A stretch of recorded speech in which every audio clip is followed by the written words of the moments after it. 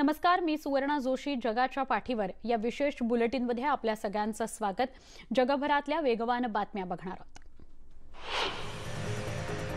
ऑस्ट्रेलियातील दुसऱ्या क्रमांकाच्या मेलबर्न शहरामध्ये कोरोना रुग्णांच्या संख्येत वाढ होतीये. त्यामुळे पुन्हा 6 आठवड्यांचा लॉकडाऊन करण्याचे आदेश प्रशासनाने दिलेत. नागरिकांना कारणाशिवाय घराबाहेर जाण्यास सक्त मनाई करण्यात आली आहे. शहराबाहेरही जायचं नाही हे स्पष्ट करण्यात आलंय. कामावर जाण्यास, विद्यार्थ्यांना शाळेत जाण्यास मात्र परवानगी दिली गेली आहे. यूकेमधील कला आणि संस्कृतीचं रक्षण करण्यासाठी सरकारने $2 अब्ज पॅकेजची तरतूद केली आहे. या पॅकेजमध्ये संग्रहालय, गॅलरी, चित्रपटगृह, हेरिटेज साइट्स, संगीत स्थळांसाठी सुमारे 900 दशलक्ष पाऊंड अनुदान देण्यात आलंय. ब्रिटिश संस्कृतीला जपण्यासाठी या पॅकेजमुळे मोठा हातभार लागणार आहे असा विश्वास सरकारने व्यक्त केला. इस्रायली एअरलाइन्स एल अलला सरकारने बेलआउट पॅकेज जाहीर केलंय. लॉकडाऊनचा मोठा फटका बसल्याने कंपनीला मोठं नुकसान झालं होतं. अनेक उड्डाणं अनिश्चित काळाकरता बंद झाल्यानं कंपनीचं मोठं आर्थिक नुकसान झालं. मागील काही आठवड्यांपासून या बेलआउट पॅकेजवर चर्चा सुरू होती. अमेरिकेत 4 जुलैच्या सुट्टीनिमित्तानं अनेकांनी बोटिंगचा आनंद लुटला. मिनेसोटा या ठिकाणच्या मिनेटनेटका या लेकवर प्रशासनाच्या आदेशाकडे डोळेझाक करत अनेक जण बोटिंग करताना बघायला मिळाले. लेकमध्ये बोटीवर धमाल मस्ती करताना प्रशासनाचे सगळे नियम धाप्यावर बसवण्यात आले. मिनेसोटा राज्यात कोरोना संसर्गाची प्रकरणं वाढत असून नागरिकांनी अधिक काळजी घ्यावी असं आवाहन प्रशासनाकडून करण्यात आलंय. इंग्लंडमधील नागरिक सरकारनं आखून दिलेल्या नियमांचं पालन करत असल्याचं पंतप्रधान बोरिस जॉन्सन यांनी सांगितलं. देशभरातील सलून्स, बार, पब, रेस्टॉरंट्स खुली झालेली आहेत, पण इथं जाताना नागरिक स्वतःहून अधिक काळजी घेत असल्याचं जॉन्सन म्हणाले. तसंच थिएटर्स, नाट्यगृह उघडण्याबाबतही सरकार विचार करत असून लवकरच या संदर्भातला निर्णय घेण्यात येईल असंही त्यांनी स्पष्ट केलं. बुरुंडीच्या आरोग्यमंत्र्यांनी बुंजुबुरा इथल्या कोरोना चाचणी केंद्राला भेट दिली. कोरोना रुग्ण ज्या भागात जास्त आढळतील तिथं मास टेस्टिंग करण्यात येईल असं आरोग्यमंत्र्यांनी स्पष्ट केलं. राष्ट्राध्यक्ष एव्हारिस्टे नादिशिमिये यांनी या विषाणूला देशाचा सर्वात वाईट शत्रू म्हटलं होतं. तसंच संसर्ग रोखण्यासाठी देशपातळीवर स्क्रीनिंगची घोषणा त्यांनी केली होती. स्पेनच्या उत्तर अटलांटिका या किनाऱ्यावर मारियाना काउंटी इथं प्रशासनानं लॉकडाऊन जाहीर केलाय. कोरोना रुग्णांची संख्या वाढत असल्यानं हा 71,000 लोकसंख्येचा प्रदेश लॉकडाऊन करण्यात आलाय. लॉकडाऊनच्या काळात इथल्या नागरिकांना बाहेर जाण्यास आणि बाहेरून या ठिकाणी येण्यास मनाई करण्यात आलेली आहे. स्पेन आणि पोर्तुगालच्या नेत्यांनी युरोपियन महासंघाने अडचणीत सापडलेल्या देशांना आर्थिक मदत द्यावी अशी मागणी केली. पोर्तुगालच्या लिस्बन इथं पंतप्रधान अँटोनियो कोस्टा यांच्या समवेत स्पेनचे पंतप्रधान पेद्रो सांचेज यांनी संयुक्त पत्रकार परिषद घेतली. यावेळी त्यांनी अडचणीत सापडलेल्या 27 सदस्य देशांना तातडीनं मदत करणं गरजेचं असल्याचं सांगितलं. तर ऑस्ट्रिया, डेन्मार्क, नेदरलँड्स आणि स्वीडन या देशांनी आर्थिक पॅकेज देण्यास विरोध केलाय. कोरोना रुग्णांच्या संख्येत वाढ होत असल्याचं पाहून इस्रायलनं पुन्हा निर्बंध लागू केलेत. सार्वजनिक स्थळं, बार, जिम, जलतरण तलाव बंद करण्याचे आदेश देण्यात आलेत. रेस्टॉरंट्स आणि धार्मिक स्थळं सुरू करण्यास काही अटींवर मान्यता देण्यात आली आहे. आर्थिक संकटातून बाहेर पडण्यासाठी इस्रायलनं काही काळापूर्वीच लॉकडाऊन हटवला होता. बल्गेरियातून ग्रीसमध्ये मोठ्या संख्येने अनेक जण पर्यटनासाठी जाऊ लागलेत. कुल्ता प्रोमाचोनस या सीमेवर या पर्यटकांच्या वाहनांच्या लांबच लांब रांगा लागलेल्या बघायला मिळाल्या. वाहनांची ही रांग तब्बल 12 किलोमीटरपर्यंत जाऊन पोहोचली होती. बल्गेरियन ग्रीक सीमेवर इतर सर्व सीमा चौक्या पर्यटकांसाठी बंद असल्यानं इथं भली मोठी रांग लागली होती. साऊथ कॅरोलिनातले समुद्र किनारे कालपासून पुन्हा सुरू झालेत. शनिवार आणि रविवारी होणाऱ्या गर्दीमुळे कोरोना संक्रमण वाढू शकतं. या कारणामुळे हे समुद्र किनारे बंद ठेवण्यात आले होते. त्यामुळे काल सनबाथचा आनंद घेण्यासाठी नागरिकांनी किनाऱ्यावर धाव घेतली. कोरोनामुळे जीवनशैलीत मोठे बदल होत आहेत. बाहेर जाताना मास्क वापरणं बंधनकारक आहेच, पण दुकानात, बँकांमध्ये स्वच्छतेचे नियम आणखी कडक करण्यात आले आहेत. न्यूयॉर्कमध्ये लॉकडाऊनमुळे झालेल्या नुकसानीतून सावरताना ग्राहकांसाठी दुकानात विविध ऑफर्स देण्यात आल्या आहेत. कोरोना संक्रमण रोखण्यासाठी जास्त रुग्ण असलेल्या 15 राज्यांमधून शिकागोमध्ये येणाऱ्या प्रवाशांसाठी नियम कडक करण्यात आले आहेत. या प्रवाशांना 2 आठवडे क्वारंटीन व्हावं लागणार आहे. केवळ वैद्यकीय सुविधा किंवा कोरोना चाचणीसाठीच बाहेर पडण्याच्या सूचना या प्रवाशांना देण्यात आल्या आहेत. कोरोना संसर्गामुळे ज्या विद्यार्थ्यांचं शिक्षण सध्या फक्त ऑनलाईन होत आहे अशा सगळ्या परदेशी विद्यार्थ्यांचा व्हिसा रद्द करण्याची घोषणा अमेरिकेकडून करण्यात आली आहे. इमिग्रेशन आणि सीमा शुल्क अंमलबजावणीकडून या संदर्भातली घोषणा करण्यात आली आहे. सीएनएनने यासंबंधी वृत्त दिलं आहे. अमेरिकेत शिक्षण घेत असलेल्या आंतरराष्ट्रीय विद्यार्थ्यांच्या विद्यापीठानं ऑनलाईन शिक्षणाला सुरुवात केली असेल तर त्या विद्यार्थ्यांना देश सोडावा लागणार आहे, अन्यथा त्यांना हद्दपार केलं जाईल असं आदेशात सांगण्यात आलं आहे। अमेरिकेत अशा विद्यार्थ्यांना विद्यार्थी व्हिसावर राहता येणार नाही। चीनमध्ये काल परदेशातून आलेल्या 8 जणांना कोरोना झाल्याचं आढळलं आहे। आरोग्य विभागाने ही माहिती दिली आहे। यात लियानिंग प्रांतात 2, शांघायमधील 2, ग्वांगडोंग या प्रांतातील एकाचा समावेश आहे। त्यामुळे परदेशातून आलेल्या कोरोना बाधितांची संख्या 1942 झाली आहे। आतापर्यंत एकूण 78,528 कोरोनामुक्त रुग्णांना डिस्चार्ज दिला गेलाय। 4,634 कोरोना रुग्णांचा मृत्यू झाला आहे। चिली देशात अर्थव्यवस्थेचं मोठं नुकसान झालं। यातून सावरण्यासाठी मध्यम वर्गाला सरकारकडून काहीसा दिलासा मिळाला आहे। कर्ज परताव्यातून काही वेळासाठी सूट तसंच घरभाडं भरण्यातूनही मध्यम वर्गाला सूट देण्यात आली आहे। चिली देशात आतापर्यंत 2,99,000 कोरोना संक्रमित आढळले आहेत, तर 6,384 कोरोना रुग्णांचा मृत्यू झाला आहे। अटलांटाच्या महापौर कईशा लान्स बॉटम्स यांनाही कोरोनाची लागण झाली आहे। डेमोक्रॅटिक या पक्षाच्या उपाध्यक्षपदाच्या त्या संभाव्य उमेदवार आहेत। कोणतीही लक्षणं नसतानाही कोरोनाची लागण झाल्याचं त्यांनी म्हटलंय। त्यामुळे कुटुंबियांचीही कोरोना चाचणी करण्याचा निर्णय घेतल्याचं कईशा यांनी स्पष्ट केलं। ब्राझीलमध्ये खासगी शाळा कालपासून सुरू झाल्या असल्या तरी सरकारी शाळा अजूनही सुरू झालेल्या नाहीत। काही शहरांमध्ये कोरोना संक्रमितांची संख्या जास्त असल्यानं शिक्षक विविध ॲप्सच्या माध्यमातून टीव्ही आणि रेडिओच्या माध्यमातून विद्यार्थ्यांना शिकवत आहेत। इंग्लंडमध्ये लॉकडाऊनचे निर्बंध शिथिल केल्यानंतर आता पुन्हा एकदा जनजीवन पूर्वपदावर येऊ लागलंय। विशेषतः लग्नाळूंना मोठा दिलासा मिळालाय। कोरोनामुळे इंग्लंडमध्ये शेकडो विवाह रखडले होते, मात्र आता प्रशासनानं विवाह सोहळ्यांना परवानगी दिली आहे। त्यामुळे शनिवार आणि रविवारचा मुहूर्त साधत अनेक जण विवाह बंधनात अडकले। कोरोनाच्या पार्श्वभूमीवर सरकारनं अशा कार्यक्रमांना परवानगी देताना काही नियम घालून दिलेले आहेत। अशा सोहळ्यांमध्ये केवळ 30 जणांना सहभागी होता येणार आहे। तसंच फिजिकल डिस्टन्सिंगचं पालन करण्याची सक्ती या सोहळ्यांमध्ये असणार आहे। बोलिव्हिया शहरामध्ये बेवारस मृतदेहांचा प्रश्न गंभीर बनलाय। अनेकांच्या मृत्यूच्या कारणाचा उलगडा न झाल्यामुळे रस्त्यावर बेवारस मृतदेह पडल्याचं पाहायला मिळतंय। बोलिव्हिया शहरामध्ये कोरोनाचा मोठ्या प्रमाणात फैलाव झाला असून कोरोनामुळे मृतांची संख्या दिवसेंदिवस वाढतीये। त्यामुळे मृतदेहांना दफन करण्यासाठी थडगं खोदणाऱ्यांना अतिरिक्त काम करावं लागतंय। त्यामुळेच रस्त्यावर मृतदेहांचा खच पडल्याचं चित्र बघायला मिळतंय। बोलिव्हियातील कोरोनाची परिस्थिती अत्यंत गंभीर आहे, भीषण आहे। समाजातील सगळ्या घटकांना कोरोनाचा फटका बसलाय। कोरोनाच्या चाचणीचं प्रमाण कमी असल्यामुळे दिवसेंदिवस कोरोना रुग्णांची संख्या वाढतेच आहे। कोरोना व्हायरसच्या साथीमुळे गेली 4 महिने बंद असलेलं इटलीतील मिलनचं शेकडो वर्ष जुनं ऑपेरा हाऊस सोमवारी संध्याकाळी पुन्हा एकदा जनतेकरता खुलं झालं। कोरोनाचा संसर्ग रोखण्याकरता फिजिकल डिस्टन्सिंगचं पालन करण्याची सूचना करण्यात आली होती। इथं असलेले कर्मचारी आणि निमंत्रितांनी फेस मास्क घातले होते। 2000 प्रेक्षकांची क्षमता असलेल्या या ऑपेरा हाऊसमध्ये केवळ 600 जणांना प्रवेश देण्यात आला होता, पण सर्व काळासाठी हे आर्थिकदृष्ट्या शक्य नसल्याचं ऑपेरा मॅनेजरनं स्पष्ट केलं। ब्राझीलमधून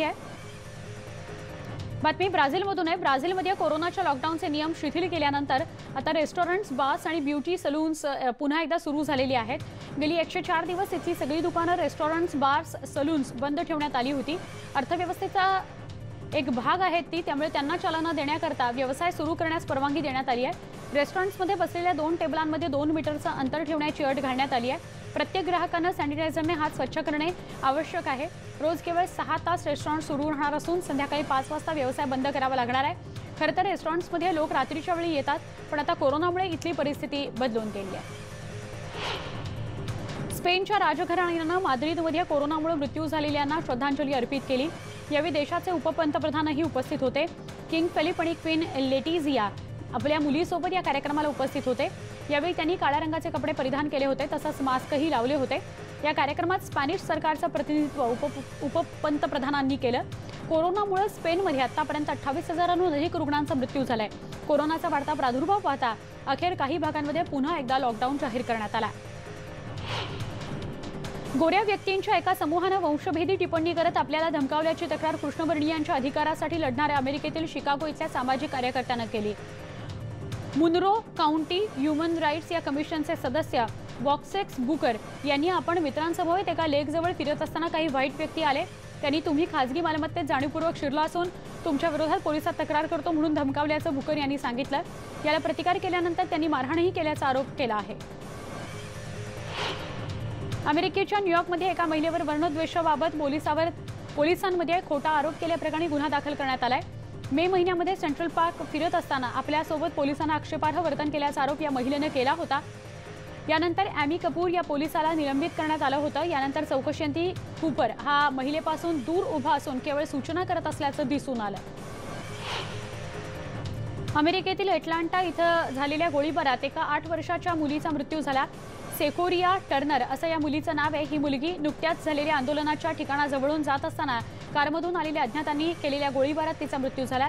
यानंतर पोलिसांकडून हल्लेखोरांच्या शोधासाठी मोहीम सुरू करण्यात आली आहे।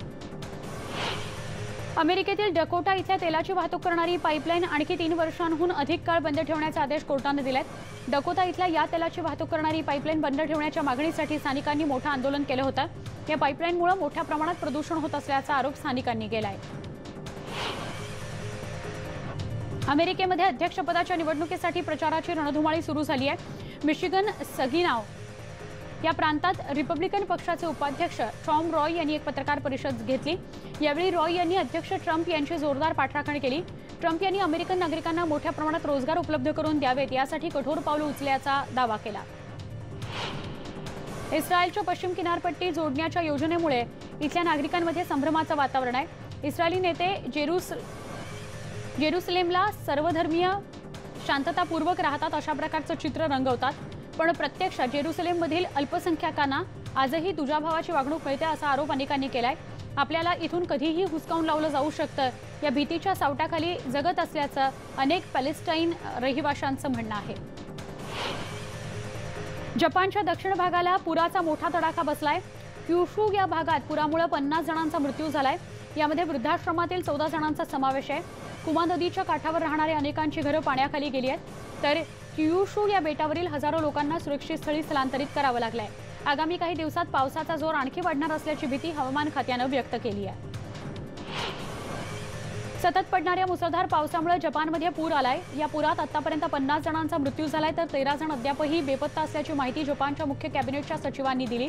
जपानच्या दक्षिणेकडील क्युशूमध्ये मुसळधार पावसामुळे सर्वत्र पूरस्थिती निर्माण झाली आहे। दरम्यान रेस्क्यू ऑपरेशनमध्येही अडथळा निर्माण होतोय। क्युशू इथं राहणाऱ्या नागरिकांना सुरक्षित स्थळी स्थलांतरित होण्यास सांगितलं आहे।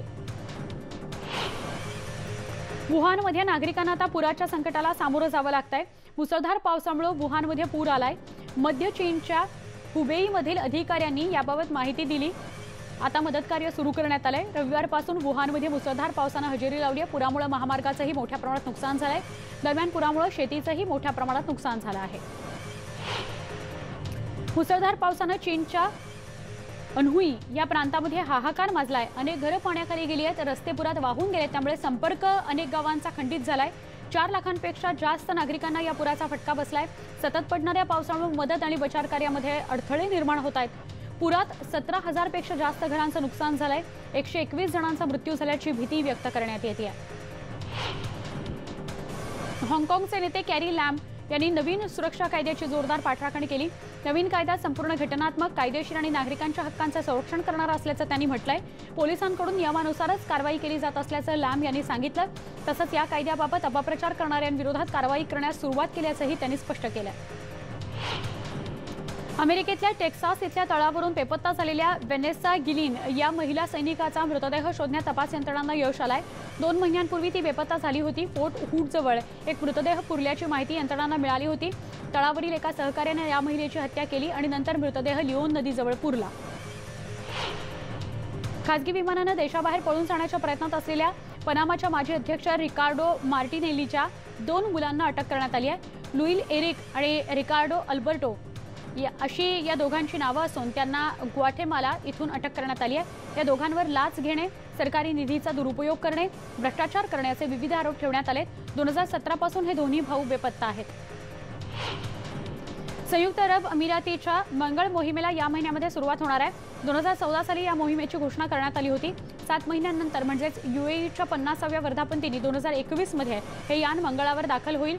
आतापर्यंत फक्त अमेरिका, रशिया, युरोपियन अंतराळ संस्था आणि भारताच्या मंगळ मोहिमांना यश आलंय। या मोहिमेमुळे मंगळाच्या वातावरणाची सखोल माहिती मिळेल अशी आशा शास्त्रज्ञांना आहे। इस्रायलच्या संरक्षण मंत्रालयानं हेरगिरी करणाऱ्या उपग्रहाचं यशस्वी प्रक्षेपण केल्याचं जाहीर केलं। या उपग्रहामुळे संपूर्ण प्रदेशातील धोकादायक स्थळांवर नजर ठेवण्यास मदत होणार आहे। ओफेक 16 असं या उपग्रहाचं नाव असून इस्रायल एरोस्पेस इंडस्ट्रीज समवेत संरक्षण मंत्रालयानं हा उपग्रह विकसित केला आहे. इराणमधील भूमिगत आण्विक प्रकल्पामध्ये लागलेल्या आगीची छायाचित्र समोर आली आहेत. नागरी आणि सैन्य अशा दोन्ही उद्देशांसाठी युरेनियम समृद्ध करण्याचं काम या प्रकल्पात चालत होतं असं इराणनं सांगितलं.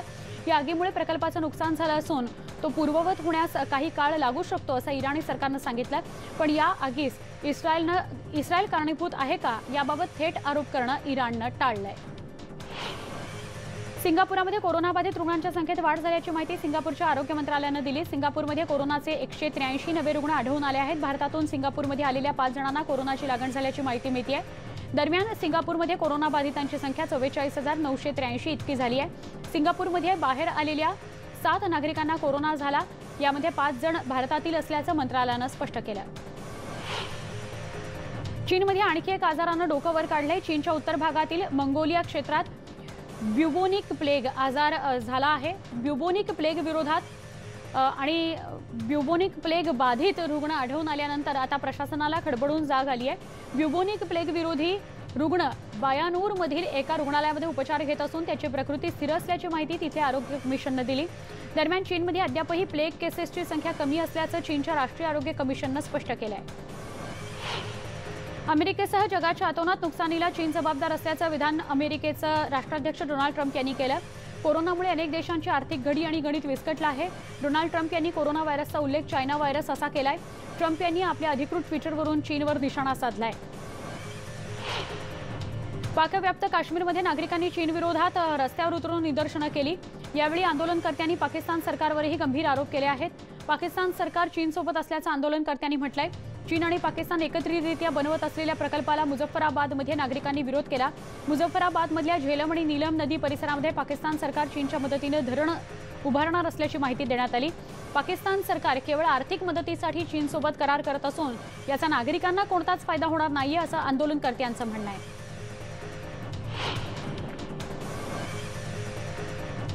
फ्रान्सचे अध्यक्ष इमॅन्युएल मॅक्रॉन यांनी आपल्या उर्वरित 2 वर्षांच्या कालखंडातील उद्देशाबाबत भाष्य केलं. कोरोना संकटातून देशाला बाहेर काढणं ही आपली प्राथमिकता असल्याचं ते म्हणाले. तसंच देशामध्ये ऐक्य महत्त्वाचं असून कोणत्याही भेदभावाला थारा नसल्याचं त्यांनी स्पष्ट केलं. याचाच एक भाग म्हणून कृष्णवर्णीयांवर अत्याचाराचा आरोप असलेल्या एक ज्येष्ठ सुरक्षा अधिकाऱ्याला त्यांनी निलंबित केलं. फ्रान्सच्या आधुनिकीकरणाला चालना देताना नागरिकांचं स्वातंत्र्य जपलं जाईल असा विश्वास त्यांनी जनतेला दिला. प्रख्यात इराकी संशोधक हिशम अल हाशिमी यांनी सोमवारी रात्री बगदादमधील त्यांच्या घराबाहेर गोळ्या घालून त्यांची हत्या करण्यात आली. हिशम यांच्यावर गोळीबार केल्यानंतर हल्लेखोरांनी तिथून पळ काढला. हल्लेखोर हे मोटरसायकलवरून आले होते. अद्याप कोणत्याही गटानं त्यांची हत्या केल्याची जबाबदारी स्वीकारलेली नाही. इस्लामिक स्टेट आणि इतर सशस्त्र गटांविषयी हिमफ यांचा दांडगा अभ्यास होता. त्यांना कट्टरवादी गटाकडून सतत धमक्या येत होत्या. इस्लामिक स्टेट या कट्टरवादी गटावर त्यांनी प्रचंड संशोधन केलं होतं. तसंच जगातील आघाडीच्या तज्ज्ञांपैकी एक म्हणून त्यांची गणना केली जात होती. पाकिस्तानात महिलांवरील हिंसाचाराच्या घटनेत वाढ झाली आहे. कोरोना काळात पाकिस्तानात महिलांवरील हिंसाचाराच्या घटनेत वाढ झाल्यानं चिंता व्यक्त होते. एका संस्थेनं हा दावा केलाय. कोरोना संकट काळामध्ये देश आर्थिक संकटात असताना महिलांवर होणाऱ्या हिंसाचाराविरोधात चिंता व्यक्त केली जाते. बलुचिस्तानच्या क्वेटामध्ये आयोजित कार्यक्रमात ही भावना व्यक्त केली गेली. कॅलिफोर्नियामध्ये जंगलात लागलेला वणवा विझवण्यासाठी अग्निशमन दलाला अथक मेहनत करावी लागली. या आगीमुळे 60 एकरचा परिसर जळून खाक झाल्याची माहिती अग्निशमन दलानं दिली आहे. नेपाळ एअरलाइन्सच्या 3 वैमानिकांना कोरोनाची लागण झाली. नेपाळ एअरलाइन्सनं कॉर्पोरेशनचे 3 पायलट आणि आणखी 4 सदस्यांचे कोरोना रिपोर्ट पॉझिटिव्ह आल्याचं समोर आलंय. माय रिपब्लिकाच्या वृत्तानं दिलेल्या माहितीनुसार परदेशात अडकून पडलेल्या नागरिकांना मायदेशी आणण्यासाठी नेपाळ एअरलाइन्स कॉर्पोरेशननं उड्डाण केलं होतं. यावेळी हे कर्मचारी कार्यरत होते.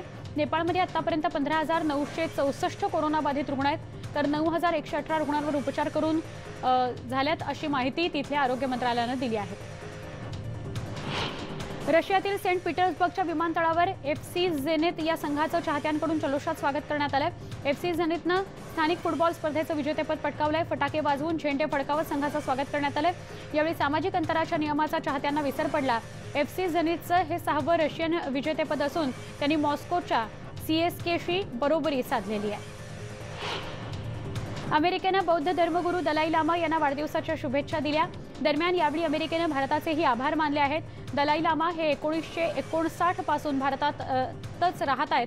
विदेशात अमेरिकेच्या विदेश मंत्रालयाच्या दक्षिण आशियाई विभागाने ट्विट करून दलाई लामा यांना शुभेच्छा दिल्या आहेत। दलाई लामा यांनी विश्वात शांतीचा प्रसार केल्याचं त्यांनी आपल्या ट्विटमध्ये म्हटलं आहे। जगाच्या पाठीवर या विशेष बुलेटिनमध्ये एक छोटासा ब्रेक, लगेच भेटू। पहा फक्त न्यूज 18 लोकमत।